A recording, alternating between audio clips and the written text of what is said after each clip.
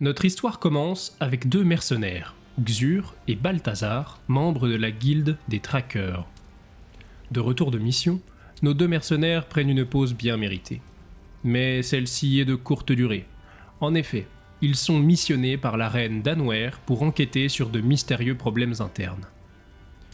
Les deux compères se rendent alors à la cour de Jeanne Étiony à Anwer. Ils y découvrent une ville rongée de l'intérieur et au bord de la guerre. Dans un premier temps, ils décident de s'occuper d'un groupe de bandits qui s'est établi en amont de la ville, dans le village de Petit Bac. Ces derniers détournent les barges de marchandises, les empêchant ainsi d'atteindre la ville. Xur et Balthazar, avec l'aide du capitaine d'Ankreven, viennent à bout des brigands reclus dans une forteresse. C'est en enquêtant sur le port qu'un certain Patrick, délesté de son ancien partenaire, rejoint les deux acolytes afin de former un trio. Tous ensemble, ils découvrent alors que les barges détournées servaient à acheminer des barils de poudre en ville. Les indices semblent dirigés vers un culte, obéissant à un nobliau du royaume, lui-même étant le protégé de l'un des grands régents de la cour, Vidérimo d'Arsenan.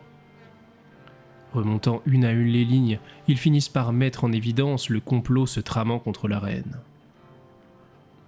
Au fil de leurs péripéties, un livre mystérieux leur revient. Ce dernier évoque une île protégée par une tempête éternelle. Naturellement, ils décident de faire de l'île leur prochaine destination. C'est à Port Saint-Agave qu'ils s'engagent sur la nef de la Sainte Iméa, dirigée par le capitaine Jacques Hatton. Cependant, la traversée n'est pas de tout repos.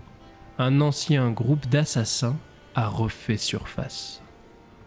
Décidés à en finir avec ceux dont le sang est bleu, on les nomme les hommes de la pluie.